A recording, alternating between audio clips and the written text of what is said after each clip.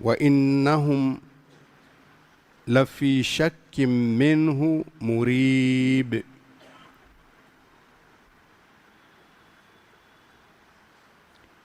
Walaqad atayna Musa alkitaba, anaambiwa Mtume sallallahu alayhi wa alihi wasallam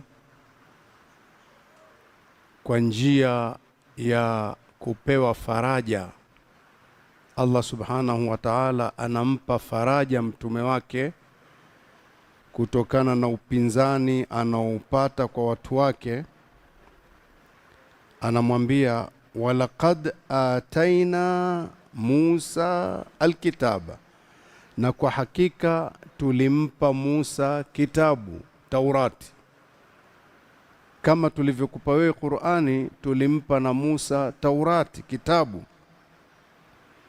Fakhtulifa fihi, kukatofautiana ndani yake. Manake fakhtalafa fihi qaumuhu, watu wake wakatofautiana, bimaana wako waliomwamini na wako waliompinga. Kwa hiyo Muhammad huna geni, ndio kawaida ya watu. Fakhtulifa fihi, kukagawanyikwa ndani yake, watu wakatofautiana kwa hicho kitabu. Anamwambia walaula kalimatun sabaqat min rabbik, laula, kama isingekuwa, kalimatun sabaqat, neno limetangulia, min rabbik, kutoka kwa Bwana wako. Isingekuwa kuna neno limekwisha tangulia huko nyuma. Neno gani? La kuwa sitowaadhibu sasa hivi hawa watu wako, waachie, nitakuja kuadhibu huko. Kama sio neno hilo, la qudhiya bainahum, kungehukumiwa kati yao. Ingekuwa tayari kwa fujo hizo wanazozifanya wanastahili kuondolewa. Lakini kuna tamko lililotangulia, hatutowaadhibu sasa hivi. Kwa hiyo Muhammad, endelea tu wewe, usiumie. Walaula kalimatun sabaqat min rabbika, na lau kama isingekuwa ni tamko limetangulia kutoka kwa Bwana wako, la kuwa hatutowaadhibu hawa makuraishi sasa hivi, tunawaachia wakati wake. Kama sio hilo, la qudhiya bainahum, kungekwisha pitishwa hukumu kati yao ya kuondolewa. Wa innahum, na kwa hakika wao hawa watu wako, la fi shakkin minhu, wamo katika shaka kuhusu hii Qur'ani. Murib, shaka kubwa ya kuwababaisha. Na Allah amezungumza mengi tu, anawaambia wa in kuntum fi raibin mimma nazzalna ala abdina, ikiwa nyinyi mna shaka katika hiki tulichokiteremsha kwa mja wetu, naona ni maneno yake, fa'tu bi surati min mithlihi, leteni japo sura moja tu mfano wake. Nyinyi mafasaha wa lugha, leteni. Hawakuweza kufanya hivyo. Sasa nini kilichobaki? Ni kwamba kalimatun sabaqat min rabbik, kuna neno la kwamba adhabu isije sasa hivi, Mwenyezi Mungu amewaachia kwa wakati wake. Hapa mtume anapewa faraja kwamba Nabii Musa watu walimfanyia kama hivi, walitofautiana katika Taurati, walimsumbua hivi hivi, hawakuwa pamoja. Tukumbuke Nabii Musa alikuwa ametumwa kwa mtu mbabe, Firauni. Firauni amezuia wana wa Israeli, Bani Israeli ni watumwa wake, amewafanya watumwa kabisa pale. Wako waliosalimika na wengine kupewa kazi ngumu, na watoto kuuawa wa kiume.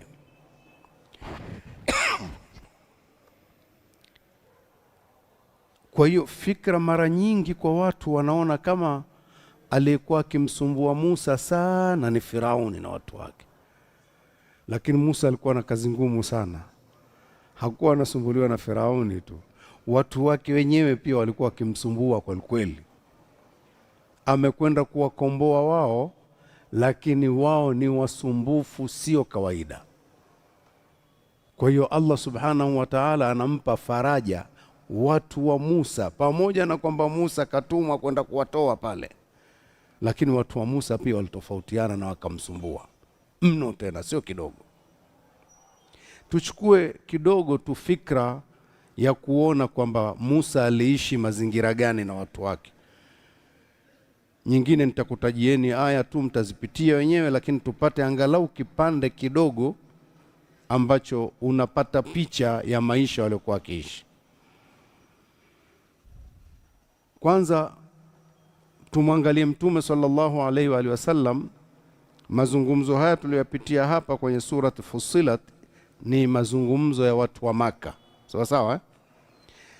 Hii aya nitakayoisoma, anapokuwa anapewa taswira nyingine huko ya wale walivyokuwa na fujo, ni aya ya watu wa Madina, na wakati huo pana Mayahudi Madina. Mayahudi wana historia ya babu zao, wako Madina na Mtume amehamia Madina. Suratun Nisa aya 153. Mayahudi kama vile hawa Mayahudi ulioko nao Madina wanakutaka nini? Antunazzila alaihim, washushie kitaban minas samai, washushie kitabu kizima kutoka mbinguni. Walimwambia hivi, Muhammad, wewe unataka sisi tukuelewe? Nabii Musa alipokuja alikuja na Taurati imekuja nzima nzima.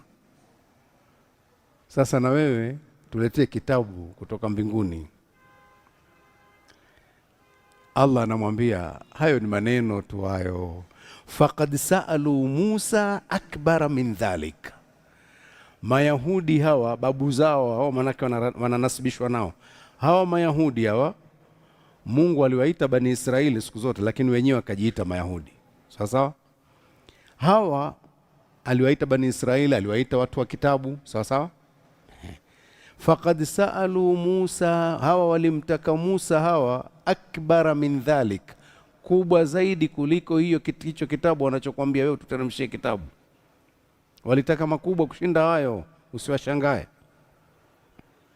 Faqalu, wakasema, arina Allaha jahra. Walimwambia Musa, tuonyeshe Mungu tumuone. Nabii Musa alayhi salam alipokuwa amekwenda kuchukua Taurati, ameshakuja, kukawa kuna heshima fulani waliopewa wakubwa wa makabila, aende nao kule alikokwenda, wakapata heshima fulani kwa Mwenyezi Mungu, kwamba nyinyi watu wa makabila, nyinyi mmechaguliwa, watu waliochaguliwa, waende kule na Nabii Musa. Walipokwenda wakamuona Musa alayhi salamu anaongea, amefunikwa wingu, wanaona ishara kama yako maongezi, na Musa anajibizana na Mwenyezi Mungu. Basi maagizo yakatolewa. Nabii Musa imekwisha wahi ule kwa kuongea na Mungu, anawaambia kuna hili, Allah anakutakeni nyinyi mkashike kitabu vizuri, msifanye fujo, watu wenu wamefanya jeuri sana. Maana Nabii Musa alipokwenda baada ya kuwa ameshapewa Taurati, watu wakawa wameabudu ng'ombe, ikawa kuna adhabu iwashukie hawa. Na wakati wa hiyo heshima au adhabu iwashukie au agizo lolote, basi chagua watu uende nao Musa alayhi salam kule. Wakachaguliwa kila kabila. Fikiria, ni watu wa kuchaguliwa, hakwenda na watu wote. Yaani kila kabila lione huyu ndio mtu wetu mwenye hekima, na huyu ndio mwenye hekima, na huyu mwenye hekima, na yule mwenye hekima. Wakachaguliwa wenye hekima. Wenye hekima ndio wao. Wanamwambia Musa, bwana, lan nu'mina laka hatta nara Allaha jahara, hatuamini kukuamini mpaka tumuone Mungu hivi hivi, usituletee maneno hivi. Hao ni wenye hekima. wangekwenda timu yote, ingekuwaje? Mmeelewa vizuri? Kwa hiyo Allah anamwambia mtume hapa kwa kumkumbusha historia tu, anamwambia faqad saalu Musa akbara min dhalika, walimuomba Musa mambo makubwa kushinda haya wanakuambia wewe. Faqalu, wakasema arina Allaha jahra, tuonyeshe Mungu tumuone wazi wazi. Fa akhadhathum as-sa'iqatu bidhulmihim, kikawapiga kishindo cha radi kutokana na dhulma yao, ikawa wamepoteza, wamekufa. Yani kwa ujumla ni kwamba wamefishwa. Lakini Mungu kwa rehema zake, Nabii Musa alilalamika sana pale, akamwambia Allah, ya Rabbi, kama ungekuwa lengo hasa ni kuwaua hawa, ungewaulia kule kule kwa jamaa zao, lakini nimewachukua mimi, mmewaleta huko, alafu niseme wamekufa nirudi mimi huko? Hao wenye hekima wako hivi, nikirudi kule nikiwaambia kila mtu wa kabila lao amekufa, watanielewa? Umeelewa shida yake? Nabii Musa anaona kama ni kuadhibiwa hawa, wangeadhibiwa kule kule, waone kule kule watu wao wameuawa na Mungu, wewe kesi imekwisha.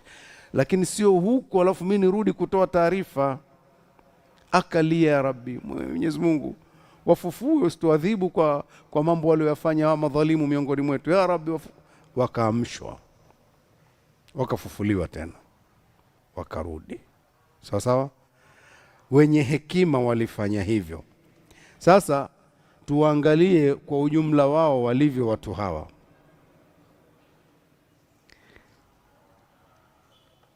Tuzungumze kipande hiki, kama muda utakuwa huko basi tutaendelea na kingine.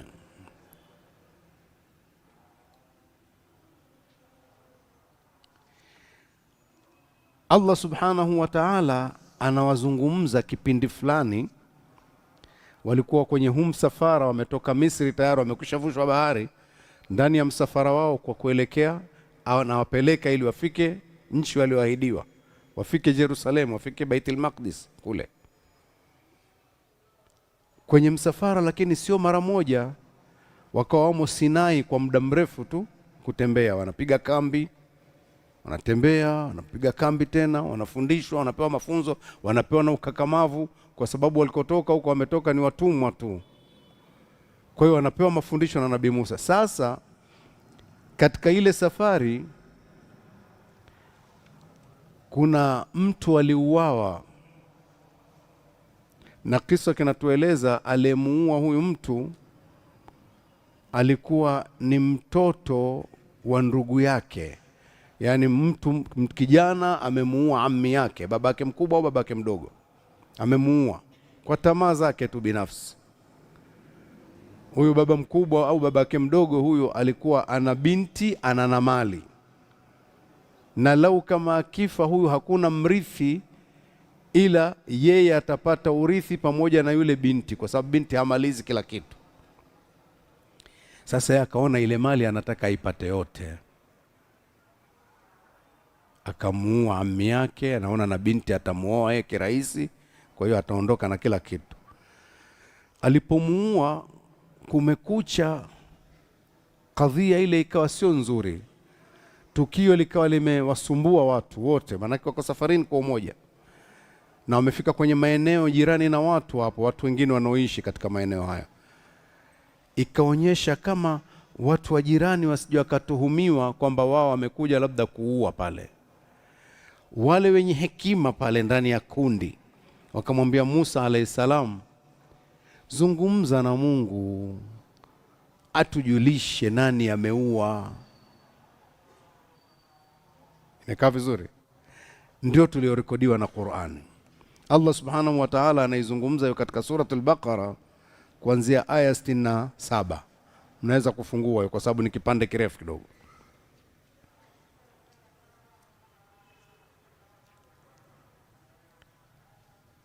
Alipoongea na Mungu Nabii Musa akapewa amri nini kifanyike.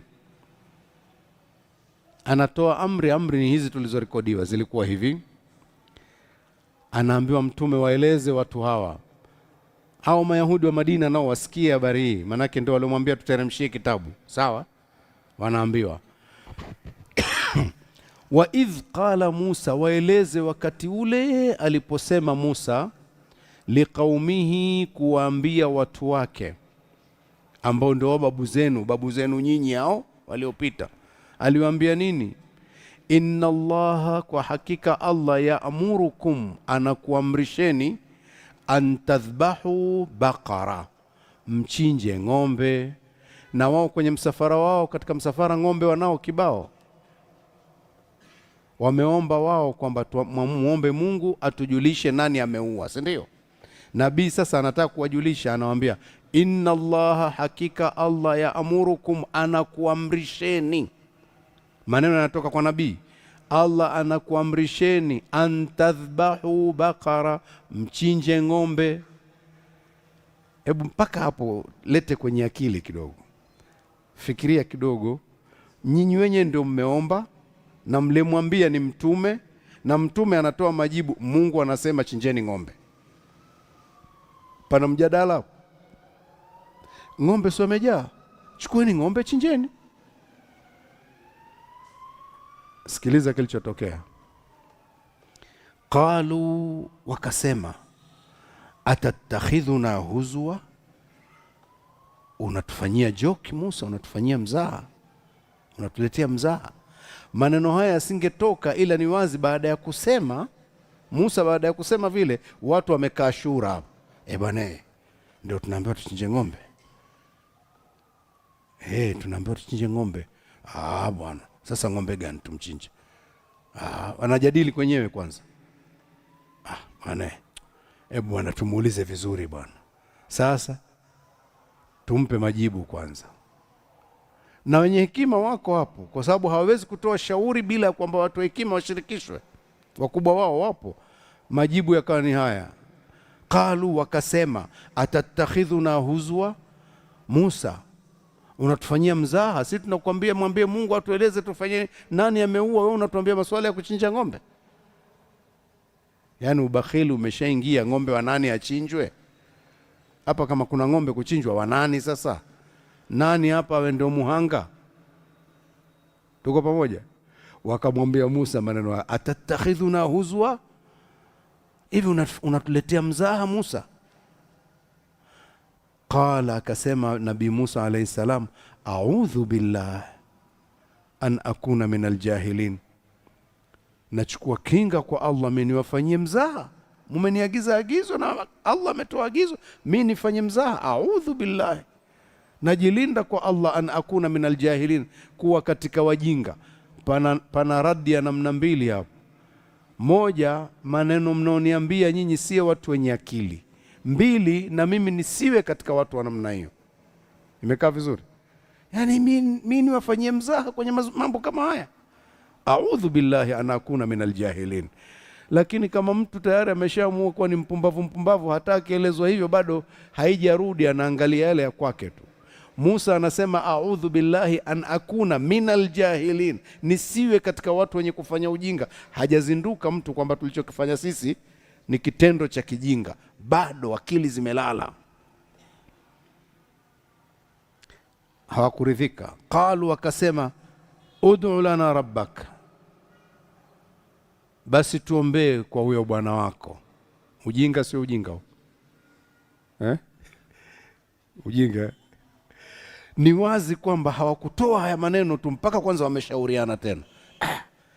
Mbona Musa yuko serious kusema a'udhu billahi an akuna min aljahilin? Yuko serious huyu, sio utani huyu bwana. Huyu anataka tuchinje tu, hakuna vingine hapa. Sasa tusimwache hivi hivi, mwache atubainie sasa. Qalu, wakasema, ud'u lana rabbaka, tuombee kwa bwana wako. Ujinga mwingine huu, bwana wako. Wao hawahusiki. Mnaliona ile tatizo? Yaani mko na mtume alafu mnamwambia omba tuombee basi kwa huyo bwana wako aliyekuja kuwakomboeni Misri mpaka mnaondoka kwenye utumwa, badala ya kusema basi tuombee kwa Mungu kwa pamoja. Iwe ni hivyo, si ndio?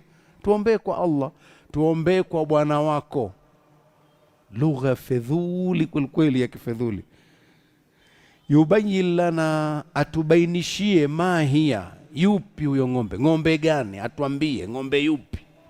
Tuna ng'ombe sisi kibao, atuambie. Mwambie bwana wako atuonyeshe ng'ombe. Kwa watu mimi nimependa kuchukua kipande hiki makusudi kwa sababu humu ndani ya nchi yetu kuna watu ukiwatajia Waisraeli wanaona taifa teule, watu hivi.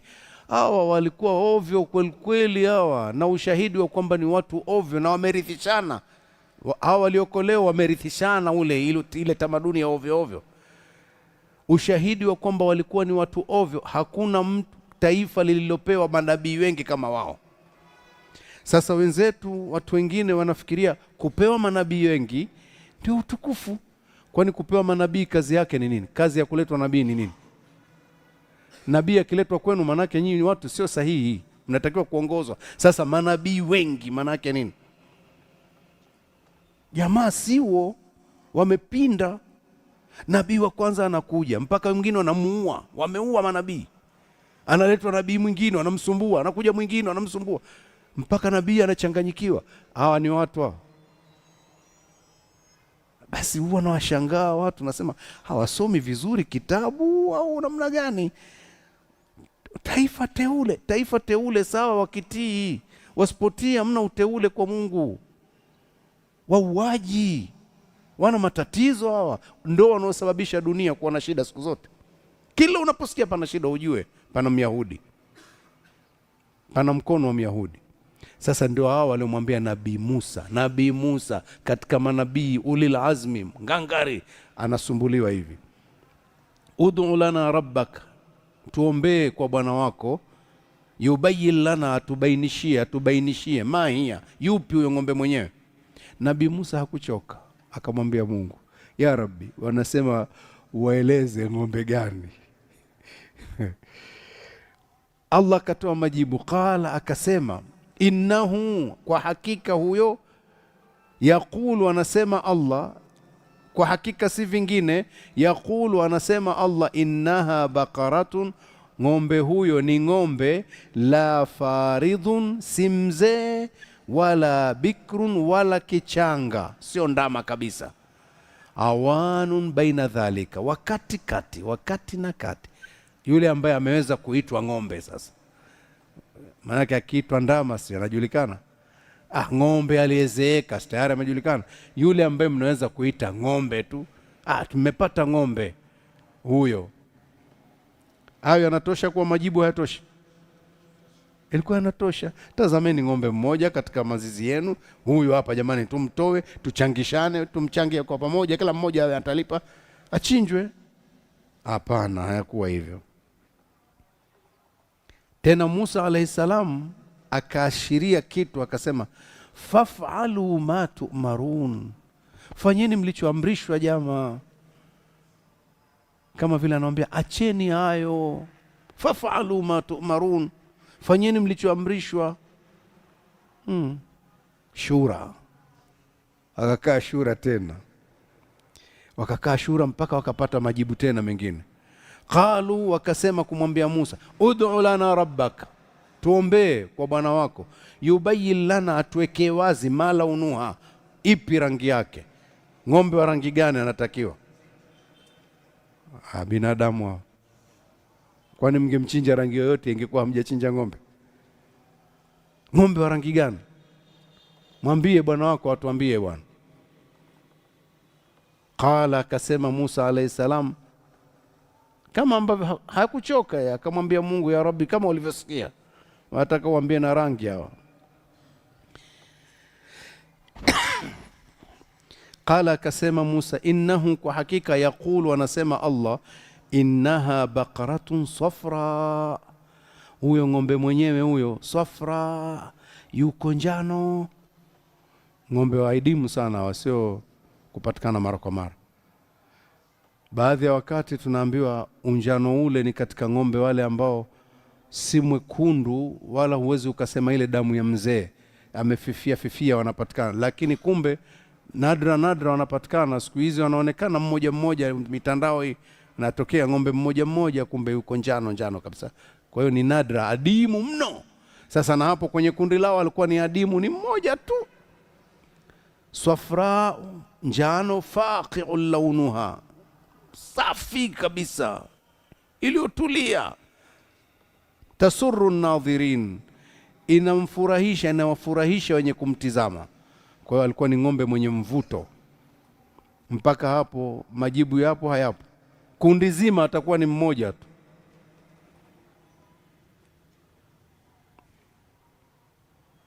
Shura ikapita tena. Bwana, unajua ikitokea ng'ombe huyu ni yule, huyu ndio yule, ikitokea ndio yule, unajua itakuwa dili limekuwa baya. Kwa nini? Manake itakuwa gharama kubwa. Mtakuja jua baadaye gharama kubwa namna gani. Qalu, wakasema tena, ud'u lana rabbaka, tuombee kwa bwana wako, yubayyin lana, atubainie, ma hiya, ni yupi huyo ng'ombe mwenyewe, ni yupi hasa. Innal baqara tashabaha alaina, hakika ng'ombe wametuchanganya kidogo. Eti kana kwamba wametakwenda kuangalia, sasa wakaona tumechanganyikiwa bwana, sasa ni huyu au atakuwa ni huyu. Maana ukiona huu mfumo umekuja kwenye Qur'ani, unaona kama vile ni majibizano ya pale kwa pale tu. Haya ni majibizano na shura inafanyika. Hawataki kuchinja. Panapita shura, alafu wanapata maamuzi, wanamwambia Musa, sema, mwambie Mungu wako. Musa akijibu, panapita shura nyingine, watu wanajadili, alafu ikawa hivyo. Innal baqara tashabaha alaina, kwa hakika ng'ombe wametuchanganya bwana. Umekuwa ukimwangalia unaona sijui itakuwa ni huyu au ni huyu. Alafu kwa kuwa wameshajiona sasa kwamba wameshafanya ujinga, hapa wakaongeza maneno, wa inna insha Allah, na kwa hakika insha Allah la muhtaduna, tutaongoka tu, tutampatia tu, tuambie tu. Maneno ya kitoto kabisa. Nabii Musa bado akamwambia Mwenyezi Mungu tena, qala, Mwenyezi Mungu akajibu. Nabii Musa anasema, qala, akasema Musa, innahu, kwa hakika, yakulu, anasema Mola wenu, innaha baqaratun, ng'ombe huyo ni ng'ombe, la dhalulun, hajadhalilishwa, manake hajapewa kazi, tuthirul ardha, ya kulima kwenye ardhi, hajafundishwa. La dhalulun, hajapewa mazoezi ya kufundishwa. Tuthirul ardha, kuilima ardhi, wala tasqil hartha, wala hamwagilii mashamba. Manake hata kufundishwa kumwagilia pia bado hajafundishwa. Ni ng'ombe hajafundishwa chochote. Manake walionao wengine walikuwa tayari wameshapitia hiyo kazi. Huyo mmoja katika jamii hiyo hapo waliokuwa wamesafiri hajafundishwa hata kazi. Musallamatun, tena yuko vizuri, hana dosari, la shiata fiha, hana hata doa, hata hiyo rangi yake haina doa.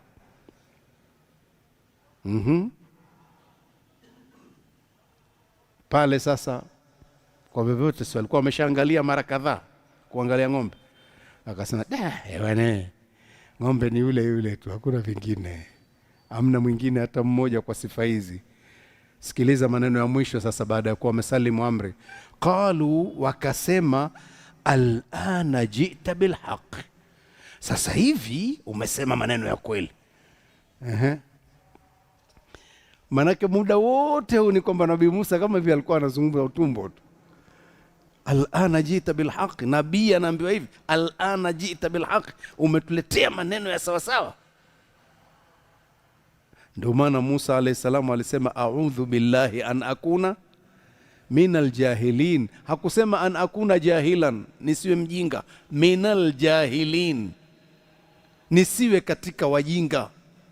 Amejitoa, kuna wajinga hapa, mimi sifanane nao. Ndio hao hao ambao wakitajwa mbele za watu, kuna watu wanawasifia. Hawa tulionao wauaji wa leo pia wanasifiwa. Wamesumbua manabii hawa. Ndio sababu ya kupewa manabii wengi.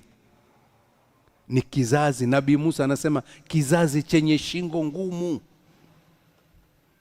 Kwa nini ilikuwa mpaka akasema maneno hayo? Walipewa Taurati, wakawa wamekataa maagizo, Allah subhanahu wa ta'ala si wako kwenye maeneo ya wazi wao. Allah akaung'oa mlima kama vile mnavyoona mlima mbali, ukang'olewa wote ule chini, ukapandishwa juu. Wanautizama, wanauona mlima unapandishwa juu kidogo dogo kama wingu, ukapandishwa juu mpaka umepanda juu sawa sawa, na wao kwa kwenye bonde hapo. Ule mlima uliotolewa huko ukawa unaletwa juu sasa kwenye eneo lao, wanaangalia, bado hawajakubali maagizo. Mlima ukaletwa mpaka ukafunika eneo lote. Hakuna mtu anayeweza kukimbia kwa spidi yoyote kutoka kwenye eneo. Umekwisha funika, umekava kote. Bado hawajamwambia Musa tumetubu, mpaka unashushwa taratibu. Wanashuhudia unashushwa hivi, eti unashushwa mpaka wanakaribia kufanya hivyo, wanaambia Musa tumekubali. Muda wote walikuwa wanaona ni utani, Mungu anatania. Si watu hawa. Musa tumekubali, mwambie Mungu aurudishe tutatii. Mlima ukarudishwa vile vile, wanaoshuhudia. Watu wameshuhudia tukio, wanalijua, limeandikwa ndani ya Biblia. Watu hawa wenye shingo ngumu, wasiosikia, na watu wanasoma vitu hivyo, bado wanawafagilia tu. Watu wa kufagiliwa wamo wazuri, waliokuwa kweli wanaishi wazuri mmoja mmoja na wanawakanya wenzao, lakini wengi walikuwa ni wale wenye kuwekwa siwa. Sasa wameandika maandiko baada ya Nabii Musa kuondoka. Waliokuja kizazi kilichokuja wamebatilisha maandiko, na maandiko hayo bado yanarithiwa, ya kujitukuza kuwa ni watu wakubwa, ni watu wazuri, watu wateule. Kizazi chao kinarithi kuona kwamba wao ndio watu kuliko mtu mwingine yoyote. Unajua, katika maandiko yao wao kumuua mtu mwingine sio tatizo. Ndio maana unaona hawaoni shida kumuua mtu wa taifa jingine asiyekuwa Mwisraeli mwenzao, Myahudi. Wanaona si tatizo hiyo, kikwao wanaona ni ushahidi tu. Sisi wengine tunahesabika kwao kama punda tu. Hata huyo punda kumuua bila ya kosa utahukumiwa na Mungu. Ndivyo sivyo? Basi wakasema maneno haya, qalu, wakasema, al'ana ji'ta bilhaqi, sasa hivi umeleta kweli, umetueleza maneno ya sawasawa. Fadhabahuha, wakamchinja sasa ng'ombe huyo ambaye ilikuwa hakuna sura nyingine. Allah anamalizia kwa kusema wama kadu yafalun, walikuwa wamekaribia kutokufanya. Manake hawakukaribia kuchinja, walikuwa wamekaribia kupinga ile amri. Kidogo wasifanye amri ile, na wametaka wenyewe. Sasa wakapewa adhabu. Ng'ombe yule waliambiwa wamchinje, sasa anamilikiwa na watu, familia maskini, hawana chochote zaidi ya huyo. Wakabidi wote wachangie dhahabu kiasi fulani kumlipa huyo, akatajirika naye.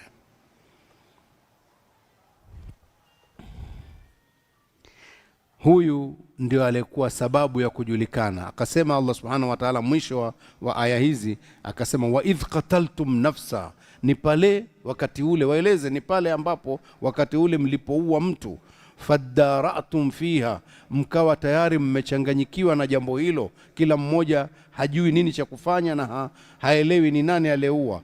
Wallahu mukhrijun, na Allah alikuwa ni mwenye kutoa, ma kuntum taktumun, yale mliokuwa mnayaficha. Ng'ombe huyo alipokwisha chinjwa, faqulna dribuhu biba'dhiha, tukatoa oda. Sasa Allah anasema, tukaamrisha, tukasema, idribuhu biba'dhiha, mpigeni huyo ng'ombe kwa baadhi ya, mpigeni maiti. Idribuhu, mpigeni maiti, biba'dhiha, kwa baadhi ya yule ng'ombe. Manake kateni nyama, mumpige maiti yule mtu aliyekufa yule. Wakaagizwa, kateni nyama, pigeni nayo yule. Ikakatwa nyama, akapigwa maiti. Alipopigwa akaamka. Alipoamka akaulizwa, nani aliyekuua? Akasema, huyo hapa. Alafu akafa.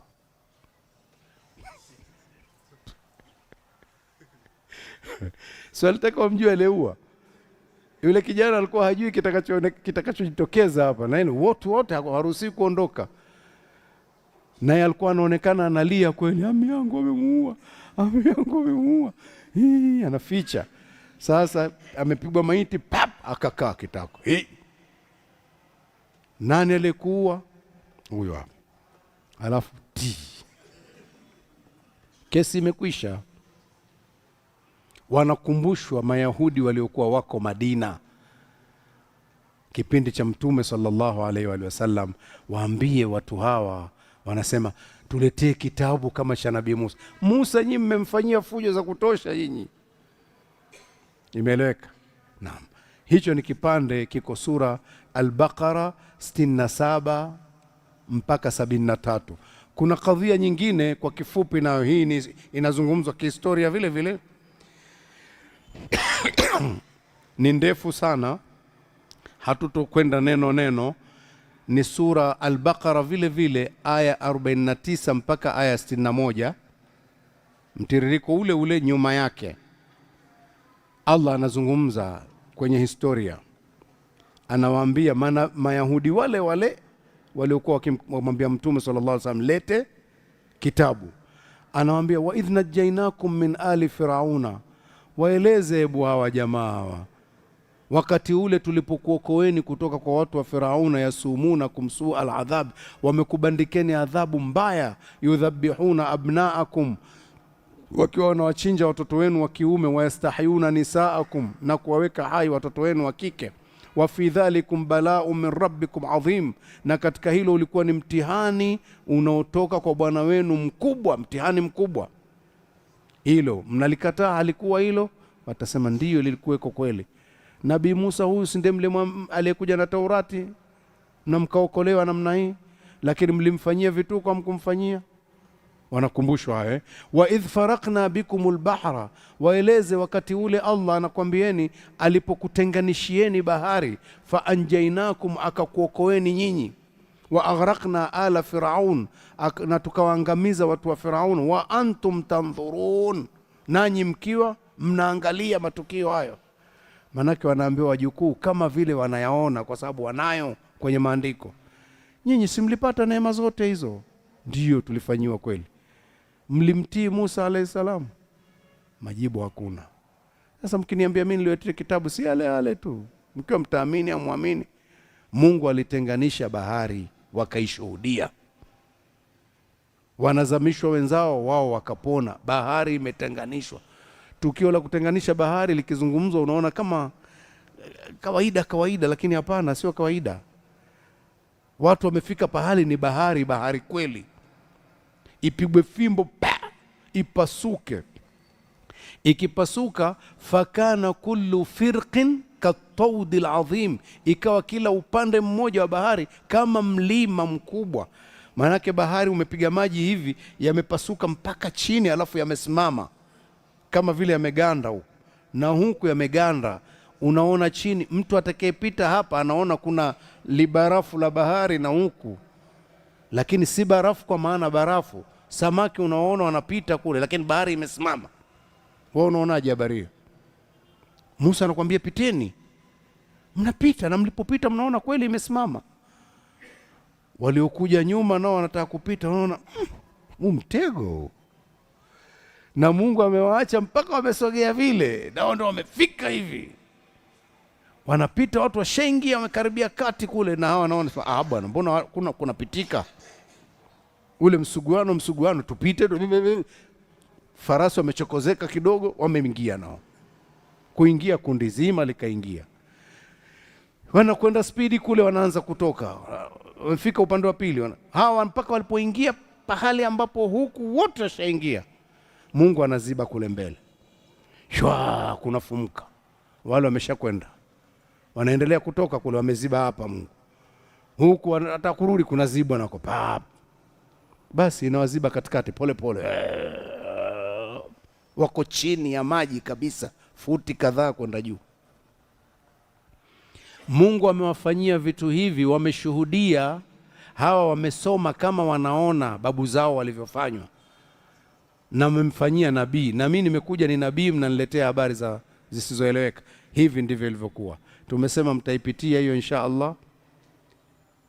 katika sura hiyo Al-Baqara kuanzia aya 49. Kuna tukio jingine hapa ndani yake.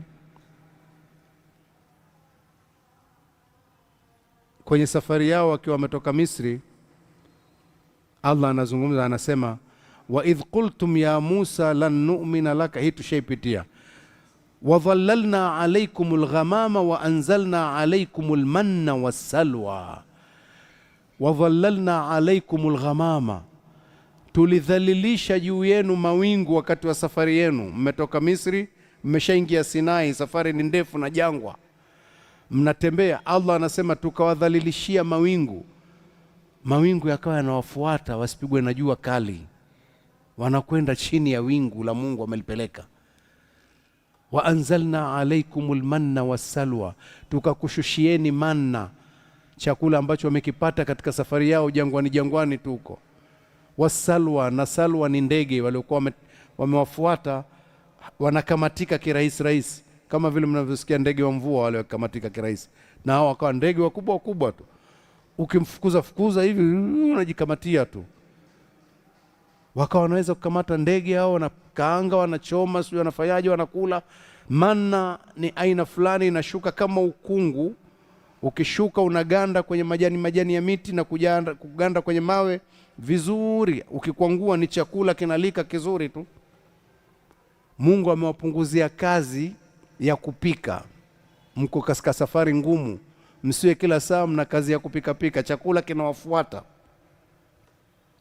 Akaona hii raha hii kila siku bwana, kula tu hivi kirahisi. Wakamwambia Musa, bana, lan nasbir ala ta'amin wahidin, hatuwezi kuvumilia kula msosi wa aina moja tu siku zote, msosi huo tu. Imekuwa tunakula ndege, asali, ndege, manna. Hii mambo gani bwana? Mmo safarini, mnamwambia Musa maneno hayo. Wakamwambia bila woga, lan nasbir ala ta'amin wahid, hatuwezi bwana, uvumilivu umekwisha bwana, tunakula chakula cha aina moja, kula chakula cha kimoja tu, hicho tu. Tumekuwa kazi kula nyama za ndege tu kama paka bwana. Nyama za ndege zimewafuata kwenye safari. Sasa dawa ni nini? Fad'u lana rabbaka, lugha yao hiyo tu. Tuombee bwana kwa bwana wako bwana, yukhrij lana mimma tumbitul ard, atutolee vitu vinavyotoka katika ardhi bwana, min baqliha, mboga za majani tupate kwenye safari.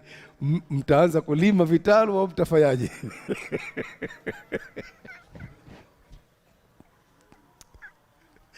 Watu ajabu kweli, hao si watu hao. Tupate mboga za majani, tupate vitunguu, tupate karoti, tupate vitunguu saumu, tupate na dengu, adesi tupate. Ni vipi? Walipewa majibu mafupi sana.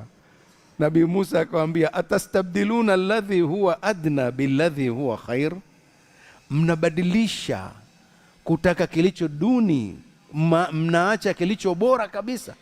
Yani mnataka hivyo, juhudi hizo ndio zifanyike. Sasa ihbitu Misra, rudini kule Misri. Nyinyi mmezoea kupigwa hivi, rudini Misri. Nendeni mkapigwe kule Misri, ndio vinapatikana vitu hivyo. Misri ilikuwa imeshawachosha, wanaambiwa mwende Misri basi. Unaonaje? Kwa Firauni kule, Firauni mwenyewe ameshazamishwa, lakini rudini Misri. Fa inna lakum ma sa'altum, vitu hivyo mnavyoviomba viko kule, mtavipata kule. Zote hizi nimezipitia na kuwakumbusha, kuwapa taswira tu kwamba manabii wamesumbuka kufikisha ujumbe, na Mtume Muhammad amesumbuliwa na Makuraishi ndugu zake. Alipofika na Madina akasumbuliwa na Mayahudi walimsumbua Nabii Musa, Nabii Musa alisumbuliwa na Mayahudi, akasumbuliwa na Firauni. Sawa Hii vyote vimetokea. Sisi tuna bahati, lengo nataka kufikia hapo. Sisi tuna bahati, hatukumuona nabii hata mmoja. Tumepata kitabu tu kutoka kwa nabii tukaamini. Ni bahati kubwa sana kutangaza imani. Kumebakia kipengele kimoja tu, sifa ya imani, mpaka kuwe na matendo mema. Na mwezi huu wa Ramadhani ni wa kuturudisha kwenye hilo. Imani tayari tunayo, utekelezaji hebu iwe ni chachu Ramadhani ya kuturudisha kwenye imani kamili. Tukiisoma Qur'ani tuwe na mazingatio, tuwe na utekelezaji, tutafaulu. Wala msijisikie unyonge mnapoambiwa bwana wa Afrika hatuna nabii hata mmoja bwana. Wenzetu wameletewa manabii 40. Kuletewa manabii 40 ni dalili ya kwamba watu ni wahalifu. Sawa sawa. Hukuletewa nabii hata mmoja, umeletewa maandiko ukakubali maandiko. Ni rehema za Allah hizo. Wale wameua manabii, sasa na wewe ulikuwa unataka mpaka upate mtihani huo, pambana na manabii wafe. Allah atujalie kwa wenye kusikia na kufuata yale mazuri. Isikilize aya inayofuata baada ya aya hiyo tuliyotangulia. Iliyotangulia inasema walaqad ataina Musa alkitaba, na kwa hakika tulimpa Musa kitabu. Fakhtulifa fihi, kukatofautianwa, watu wakatofautiana, wako waliomwamini na wako waliomkadhibisha wakamwambia muongo. Sawa? Walaula kalimatun sabaqat min rabbik, na lau kama sio tamko lililokwisha tangulia kutoka kwa Bwana wako kwamba hata waadhibu hawa wanaokupinga wewe Muhammad mpaka siku hiyo ifike. Nani? Nimerudi kwenye nani? Fusilat, nimerudi Fusilat kwenye aya yetu. Zile zilikuwa ni kuwakumbusha matukio tu, sawa? Walaula kalimatun sabaqat min rabbika, lau kama sio tamko lililokwisha tangulia kwa Bwana wako, la qudhiya bainahum, wangehukumiwa hawa watu wako Muhammad, hawa wakaadhibiwa matendo wanayoyafanya. Lakini Allah alikwisha hukumu, alipitisha tamko lake kwamba hatowaadhibu sasa hivi. Wa innahum, na kwa hakika wao, la fi shakkin, wamo kwenye shaka kubwa, minhu, kuhusu hiyo Qur'ani, murib, inaowachanganya kabisa. Neno shak na raib zote ni shaka. Ilipoletwa moja alafu nyingine ya pili ni kutia mkazo hii. Shaka inaowavuruga, inaowachanganya mno. Sawa sawa, Sasa mazungumzo niliokuwa nafanyia hitimisho yale, sikiliza hapa. Man amila salihan, mwenye kufanya mema, fali nafsihi, ni kwa faida ya nafsi yake. Ndio hicho tulichobakiwa nacho baada ya imani, kufanya mema kwa faida ya nafsi yetu. Mema yanalipa siku zote, ubaya haulipi. Sawa sawa, tufanye mema, yanalipa, yanaacha athari nzuri. Fali nafsihi, ni kwa faida ya nafsi yake huyo aliyefanya. Waman asaa, na mwenye kufanya ubaya, fa alaiha, ni kwa mzigo wa nafsi yake. Lugha ya Kiarabu ina sura hii. Zuri umepata, ulichopata inaambiwa laka, chako. Kibaya unaambiwa alaika, kiko juu yako. Kiko juu yako manake mzigo. Umeelewa? Kila mtu atauchukua mzigo wake mwenyewe. Huo ni kheri au shari? Shari unabeba, sawa. Waman asaa, na mwenye kufanya ubaya, fa alaiha, utakuwa dhidi yake, amebeba mzigo wa huo ubaya, ataibebesha nafsi yake mzigo. Wama rabbuka, wala hakuwa Bwana wako, bidhallamin, kuwa ni mwenye kudhulumu hata kidogo, lilabid, kuwadhulumu waja wake. Allah hatodhulumu hata kidogo kuwadhulumu waja wake. Kwa hiyo tufanye mema tupate faida ya nafsi yetu, tusifanye mabaya ikawa ni mizigo tulioibeba. Wa sallallahu ala nabiyina Muhammadin wa ala alihi wa sahbihi wa sallam, walhamdulillahi rabbil alamin. Kama kuna swali. Naam. Wapi? Ndio isoma sasa hivi. Haya ya kumalizia.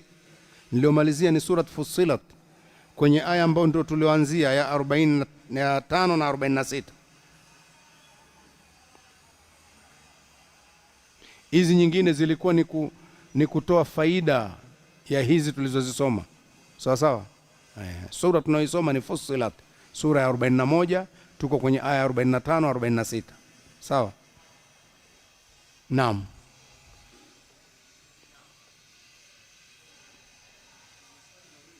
Sawa, kwa nguvu tu.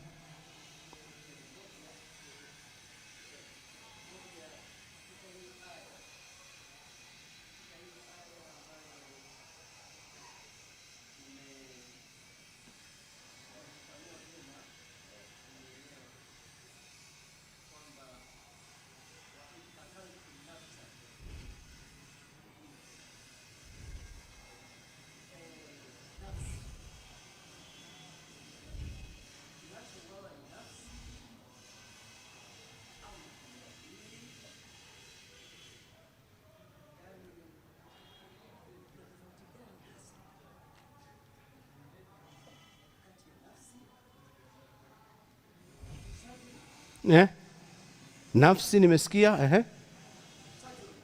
Sadru ni kifua. Unachanganya vitu viwili pamoja. Twende hicho kimoja kwanza, alafu ndio uje kwenye sadru na kalbu. Twende kwenye nafsi na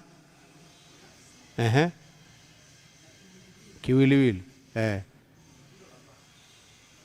Si twende moja moja kwanza limalizike, utaleta la pili. Nisije nikasahau. Unataka kuijua nafsi. Ukishaijua nafsi, inshallah utajua hicho cha pili katika hiyo kiwiliwili, roho utajua. Sawa? Unaambiwa kullu nafsin dha'iqatu almaut, kila nafsi itaonja mauti. Nafsi ni nini? Si ndio hilo swali? Unajua kuna mtu ana mwili, ana roho. Sawa? Halafu ana vitu anavyovijua, anavyovitenda. Sawa sawa? Vitu vyote ulivyoamrishwa anavyovitenda. Havitendeki mpaka roho iwepo. Huu mwili huu unapokuwa una roho, sawa? Ndipo pale unapoitwa nafsi. Ikitenganishwa mwili na roho, huu mwili umekuwa haipo roho, sawa sawa, hauitwi tena nafsi. Sawa? Mwili na roho yake ndipo unapoitwa nafsi kipindi hicho.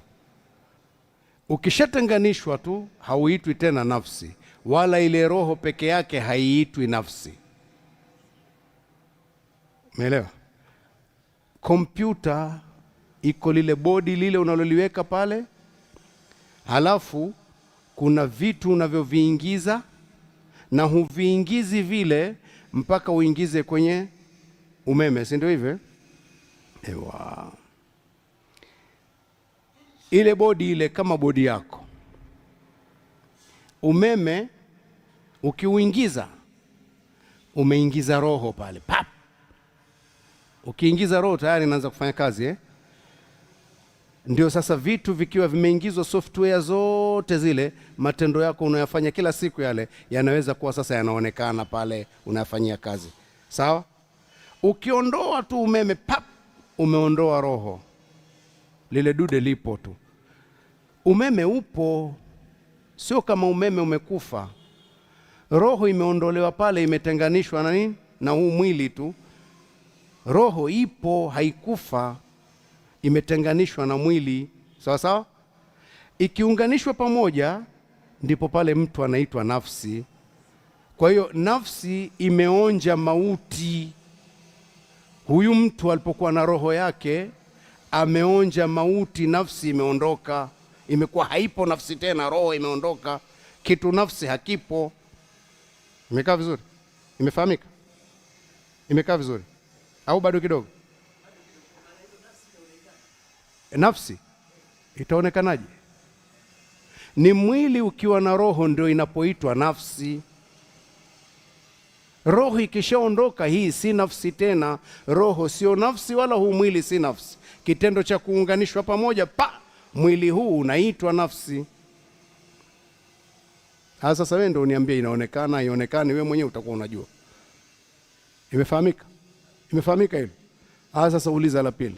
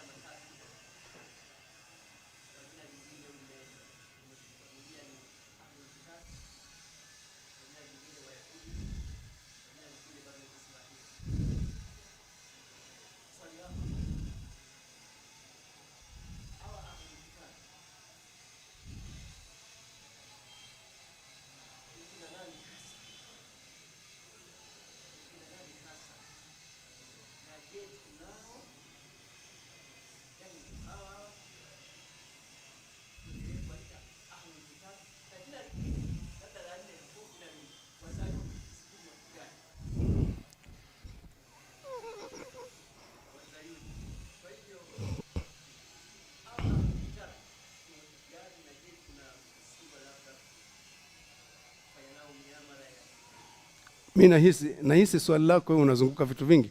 Wewe unataka hawa ahlulkitabi wapo au hawapo? Ndio hicho unachotafuta. Tunaruhusiwa kufanya nao miamala, haturuhusiwi? Je, tunaruhusiwa kuwaoa, haturuhusiwi? Ndio vitu unavyotafuta hivyo. Unanizunguka bure tu. Wazayuni wewe unawajua au huwajui? Kama huwajui nikwambie huwajui. Wazayuni wametengenezwa na mataifa tofauti, wala sio Wayahudi kamwe. Mataifa tofauti wametengeneza mtindo wao wa kisiasa, wakaupachika wakauingiza kwa Wayahudi, lakini sio kweli. Wazayuni ni siasa maalumu ile, wanataka kutawala dunia kwa siasa maalumu. Walioonekana wameplay party kwenye hiyo ni Wayahudi, kwa sababu ndio waanzilishi wa fikra potofu. Lakini Uzayuni ni fikra ya kisiasa ambayo inataka kutawala ulimwengu kwa namna fulani, wala sio ahlul kitabi wala si chochote. Ndio Wazayuni. Sawa? Turudi kwenye Uyahudi na ahlul kitabi na Bani Israeli. Labda kitu hicho, Bani Israeli ni watoto wa Nabii Yaqub, mataifa 12 waliozaliwa na Nabii Yaqub. Israeli ndio Yaqub mwenyewe ndiye aliitwa Israeli, Mungu alimuita hivyo. Kwa hiyo watoto wake Bani, watoto Israeli wa Yaqub. Sawa? Limeshajibika hilo. Wayahudi walijiita wenyewe. Kwa nini? Ni juzi hao waliojiita wenyewe Wayahudi. Walijiita wenyewe Yahodha, Bani Yahodha, Mayahudi. Na wengine wakaita Yahoda, matamshi yanatofautiana. Sawa? Walijiita hivyo kwa nini? Mayahudi waliwahi kupigana wenyewe kwa wenyewe. Hizi taifa, hawa Bani Israeli, mataifa 12, walipigana sana kutafuta mamlaka yenye nguvu kati yao. Walipopigana, kabila lililokuwa na nguvu ni hilo la Yahodha, ambalo ndio hilo likitamkika Yahoda pia. Sasa kwa kuwa wengine wameshindwa sana, ikawa mtu akitaka usalama anajipachika kwenye Yahudi. Wewe kabila, wewe mtoto wa nani anajiingiza kwenye Yahudi, mpaka mwisho wakayapoteza yale mengine kwa kuyataja. Yapo lakini mpaka leo wanayo, ila wakaona lililokuwa na nguvu ili tusipigwe kujinasibisha huku. Kwa hiyo wakaacha asili yao Bani Israeli, wakajiita hii ya kutengeneza kwa ajili ya kutengeneza mamlaka. Sawa? Allah anawaita Yahudi vile vile kwa sababu ndivyo walivyojiita, lakini Allah aliwaita Bani Israeli ndio anoiita yeye. Na ahlul kitab imenasibishwa kwa kupewa kitabu.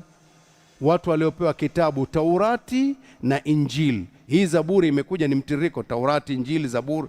Taurati, Zaburi na nyingine Taurati, Zaburi na nini tena? Injili. Sawa sawa. Zaburi ni sehemu katikati ya Taurati. Sawa sawa. Maandiko fulani fulani ya Nabii Daudi, lakini sheria ni Taurati. Injili ndio ya Nabii Isa alayhi salam. Sawa sawa. Sasa wote hawa waliitwa ahlul kitabi kwa sababu walikuwa wanacho kitabu. Ni Taurati ndio asili, halafu mwisho ikaja na Injili asili. Kitabu chao ndio hicho, watu wa kitabu. Sawa? Unalouliza, je, ahlul kitabi wapo? Kuwepo wapo, si wanasema ndio kitabu chetu hiki. Wanakifuata hawakifuati, lakini kujiita wanajiita. Si wanasema tuna agano la kale na agano jipya, si ndio wanavyosema? Sasa ukiulizwa ahlul kitabi wapo, ndiyo. Ni kina nani? Kwa leo wanajiita hivyo Mayahudi na Wakristo, ndio wanaojiita ahlul kitabi, ndio jina lao wanajiita wao. Sasa je, tuwatambue kwamba ni ahlul kitabi? Ukisema usipowatambua, sasa utawazungumza watu gani? Labda uje sasa kwenye miamala, uzungumze masuala ya miamala. Miamala, je, tutaamiliana nao kama vile ambavyo walikuwa tumeagizwa? Hiyo sasa, miamala inaweza ikabadilika wakati wowote.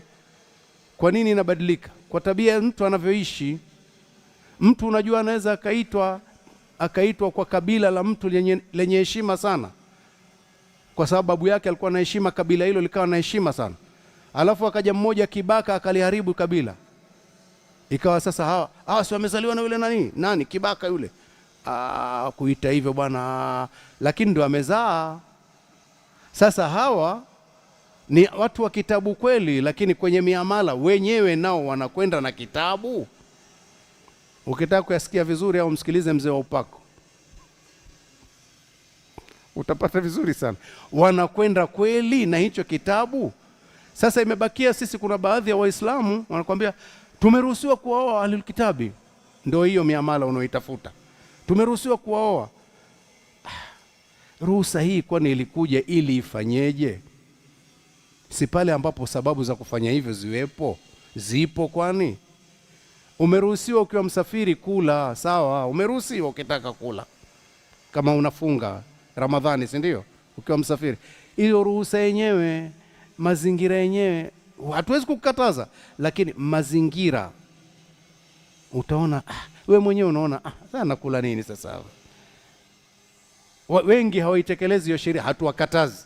Sasa mazingira hayo ya kuoa kwa hao ahlul kitabi yamekuwa ni finyu kiasi kwamba hata ukiatafuta, mimi nikikwambia hapa sasa hivi unaweza ukashindwa mwenyewe kuoa.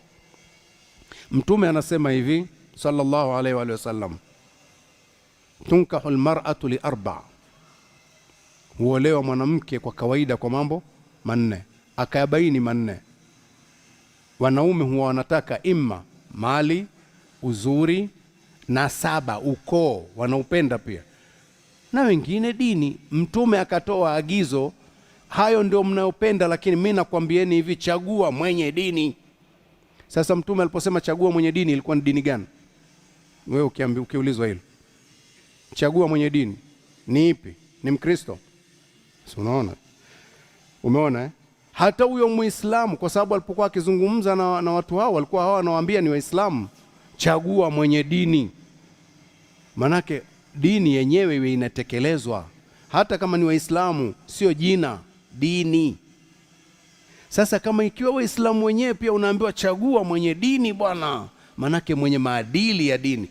Je, ikiwa kuna mmoja sio Muislamu na mwingine ni Muislamu, ukiambiwa chagua mwenye dini ni upi? Sasa unaona hiyo unakuwa unaitafuta ya pili, kwamba tumeruhusiwa kuoa hawa. Iko wapi sasa kama agizo la Mtume liko hivi na hadithi ni sahihi? Halafu kingine nikuulize, kwa mfano nakuuliza wewe sasa, hebu sema umeruhusiwa kuoa ahlul kitabi kwa madai yako. Kwa mfano nimeruhusiwa na kwenda kuoa ahlul kitabi, Mkristo, unakwenda kufungia ndoa wapi? Ukiambiwa ufunge ndoa wapi utakwenda kufunga?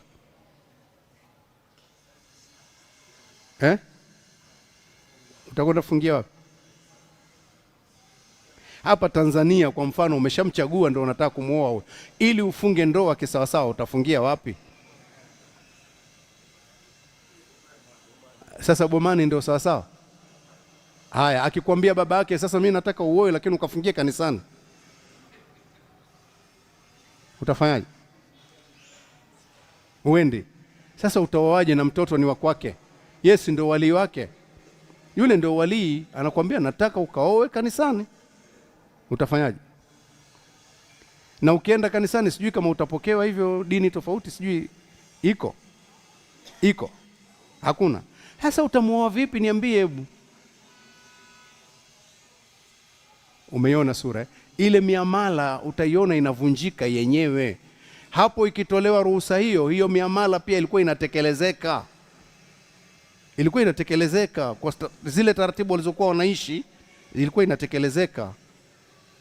Wa sallallahu ala nabina Muhammadin wa ala alihi. Bado haijamalizika, bado yamekwisha.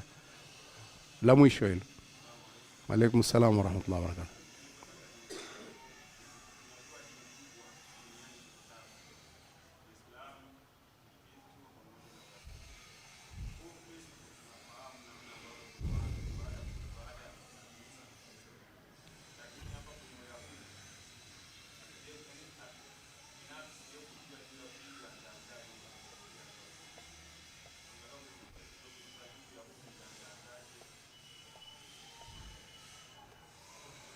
Ni somo refu kidogo.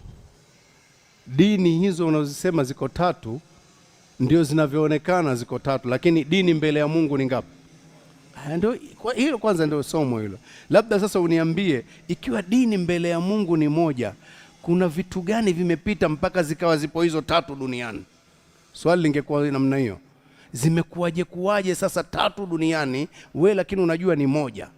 Na ukiwasikiliza wahadhiri wa Biblia wa mihadhara ya nini, unapata vizuri sana kwamba dini ni moja. Na bila ya kwenda shule pia, kwa akili ya kawaida tu, tizama mazingira ya viongozi wa dini wote, hata hizo dini nyingine, tizama mazingira yao ya maisha, wanayoonekana, appearance yao, unaiona inakuja sura ya Uislamu hiyo. Akisimama pale mbele kwenye kuhubiri, mavazi yake hivi, wakiwa wale wanaoshika dini wanawake, masista, mavazi yao na wakwetu, ukiangalia sura zinakuja au hazifanani? Zinafanana. Ukiangalia haya majengo ya dini pia ya zamani, akague vizuri, utaona sura yake yakoje, yamekaa misikiti hivi, sawa? Pengine unaweza ukabadilishwa ukaona ule msalaba tu uliowekwa, lakini ukiangalia mbona jengo limekaa msikiti? Sasa ile sura ile mpaka ikawa ipo, kulikuwa kuna nini? Kunaonekana chimbuko lilikuwa ni hili moja. Halafu hata usipokuwa na elimu kubwa kwenye upande wa Ukristo, mtoto anapozaliwa halafu baadaye ndo anapewa dini, au sivyo? Mafundisho ya Uislamu yanasemaje? Kullu mauludin yuladu ala alfitra, anazaliwa, kila anayezaliwa ana umbile salama la kuwa Muislamu moja kwa moja.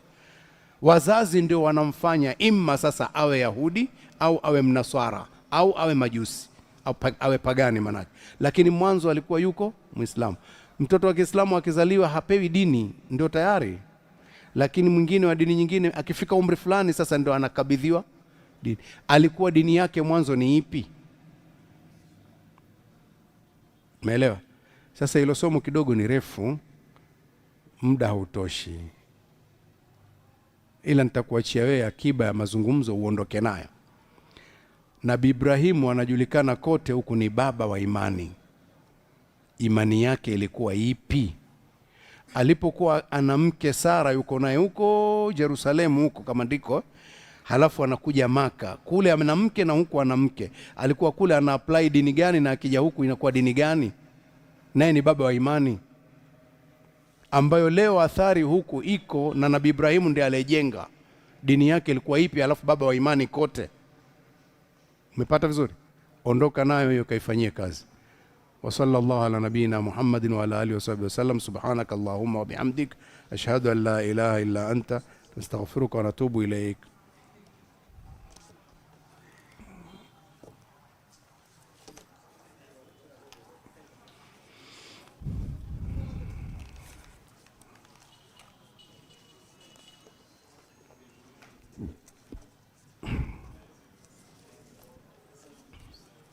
عليكم السلام ورحمة الله وبركاته. بارك الله فيكم، بارك الله فيكم، بارك الله فيكم، بارك الله.